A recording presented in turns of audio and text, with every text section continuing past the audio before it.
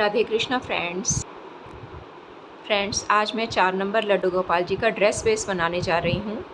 तो चलिए, इसके लिए मैंने सिंपली ये कंपास ली है और ये इंची टेप की मदद से पहले तो मैं इसकी इस तरह से मेजरमेंट ले लेती हूँ। ये देखिए,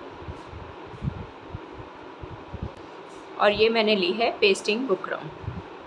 अब मैं पेस्टिंग बुकरम के ऊपर इसको ऐसे ड्रॉ कर देती हूँ।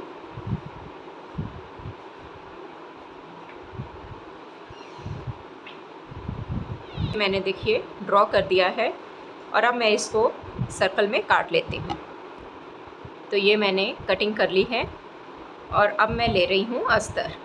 येलो कलर का अस्तर लिया है। तो क्योंकि अब ये पेस्टिंग बुकरम है तो इसको मैं आयरनिंग कर लेती हूँ। ये देखिए, इस तरह से इस कपड़े को यूँ रखकर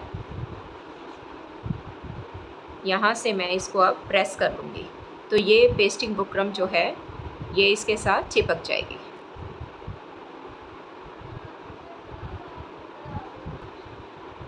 अब ये देखिए, इसके साथ ये चिपक गई है। अब मैं इस कपड़े को इस तरह से गोलाई में काट लेती हूँ। ये देखिए, ये मैंने अब कटिंग कर ली है। अब इसके ऊपर भी मैं इस अस्तर को रखकर इस तरह से काट लूँगी।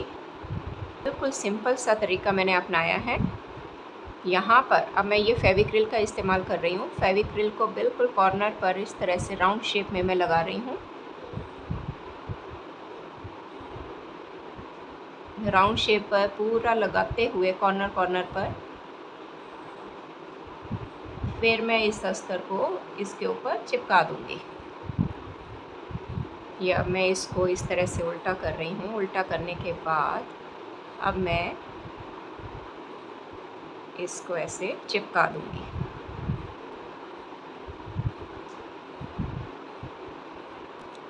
अब ये देखिए, ये अच्छे से चिपक गया है। अब आप इजीली इसकी कटिंग कर सकते हैं।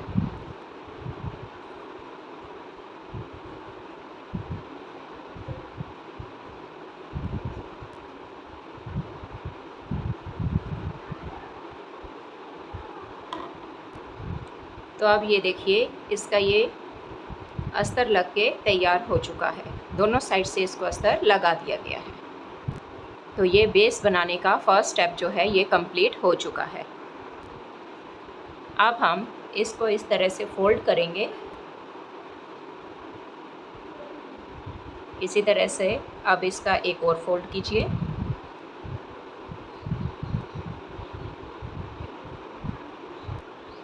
अब हम इसकी यहाँ से कमर का साइज़ रखते हुए इसकी कटाई करेंगे। तो हम इसका या तो देखिए, ये हमारे पास 1.25 इंच इसका मेजरमेंट है। यहाँ पर मार्क लगाएंगे और 1.25 इंच ही यहाँ पर मार्क लगाते हुए इस तरह से हम कटिंग कर देंगे। अगर आप ऐसा नहीं कर सकते तो सिंपल सी बात है, हम एक सिक्का ले लेंगे। थोड़ा सा मुझे यहाँ से पहले मार्क लगाना होगा, यहाँ से, और 1.25 इंच ही मैंने यहाँ इस तरह से ये मार्क लगाया है। तो अब मैं ये सिक्का यहाँ से यहाँ, ये देखिए, ये सिक्का रख रही हूँ और अब मैं इस सिक्के की मदद से ही कटिंग करूँगी।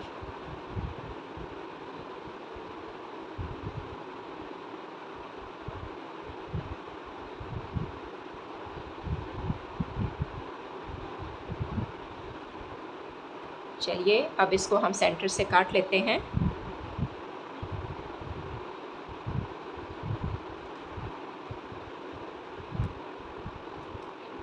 ये देखिए, अब ये राउंड शेप में कट के तैयार हो चुका है। अब हम सेंटर से भी इसकी कटिंग कर लेते हैं।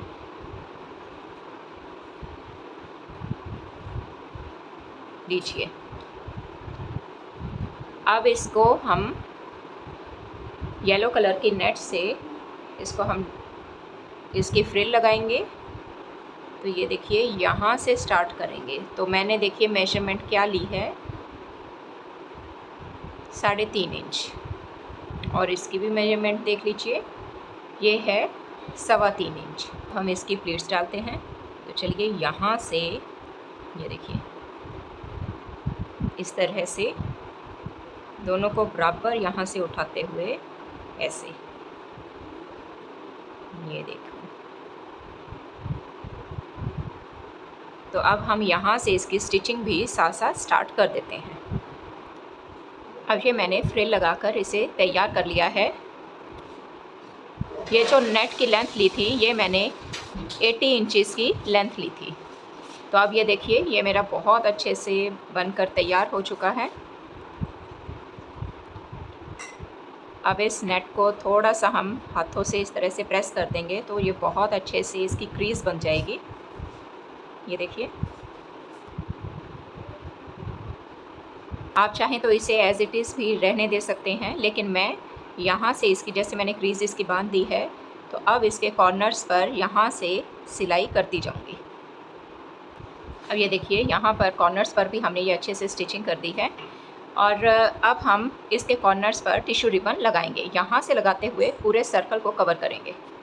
ये देखिए ये हमारे पास टिश्यू रिबन है। तो इसको लगाने के लिए सबसे पहले यहीं से मैं शुरुआत करूँगी। तो इसके कॉर्नर को थोड़ा सा अंदर की ओर मैं फ़ोल्ड कर रही हूँ। फ़ोल्ड करके अब मैं इसको इस तरह से आधा नीचे की ओर रखूँगी और आधा इसको ऊपर की ओर रखते हुए ऐसे मोड़ रही हूँ। और अब मैं इसकी स्टिचिंग करूँगी। अब यहाँ तक हमने ये सिलाई कर दी है। सिलाई करने के बाद अब ये देखिए यहाँ से इसको इस तरह से मैं मोड़ूंगी और इस तरह से यहाँ इसको त्रिकोण बनाते हुए, ये देखिए, तो बहुत अच्छी फिनिशिंग के साथ हमारा ये टिश्यू रिबन लगकर तैयार हो जाएगा। अब ये हमने टिश्यू रिबन चारों तरफ देखिए इसके लगा लिया है। और अब इसकी हम बेल्ट तैयार करेंगे। बेल्ट तैयार करने के लिए मैं ये पट्टी ले रही हूँ।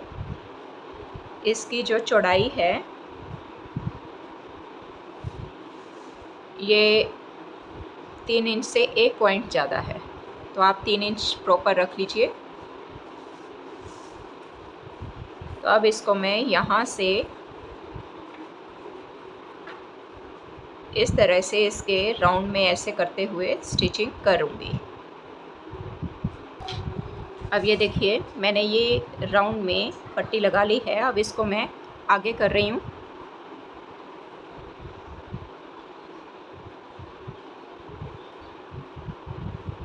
इसकी स्टिचिंग करने से पहले इसमें मैं अब डोरी सेट करूँगी। तो ये देखिए बिल्कुल इसके यहाँ पर मैं इस डोरी को रखूँगी ताकि स्टिचिंग करते हुए ये डोरी कहीं सिल ना जाए। तो चलिए अब हम यहाँ से इसको सिलना स्टार्ट करते हैं। थोड़ा सा इसको मैं और अंदर की ओर फोल्ड कर रही हूँ, तो इससे इसकी फिनिशिंग भी बहुत अच्छी आएगी। तो ये देखिए कितनी अच्छी फिनिशिंग आई है। बहुत ही सुंदर बेस बनकर तैयार हुआ है। और अब हम इसकी चोली बनाएंगे। अब चोली बनाने के लिए मैं ये देखिए इस तरह से इस नेट को फोल्ड किया है और इसकी जो मैं चौड़ाई लूँगी ये 1.25 इंच की लूँगी। इस तरह से देखिए, और इसकी लेंथ मैंने 13.5 इंच की ली है। तो अब मैं ये जो ओपन साइड है यहाँ से इसको भी टिश्यू रिबन से लॉक कर दूँगी। अब ये टिश्यू रिबन लगकर ये पट्टी तैयार हो गई है। इसको अब मैं फ़ोल्ड कर रही हूँ। एक्स्ट्रा धागे को मैं काट देती हूँ।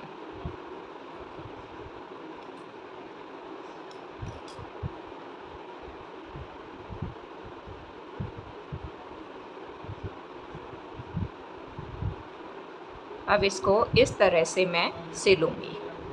दोनों को, एक पट्टी को दूसरी पट्टी के ऊपर रखते हुए यहाँ से यहाँ तक अब मैं सिलने जा रही हूँ, क्योंकि अब ये पट्टी मुझे इसके सेंटर में यहाँ से सिलनी है इस तरह से।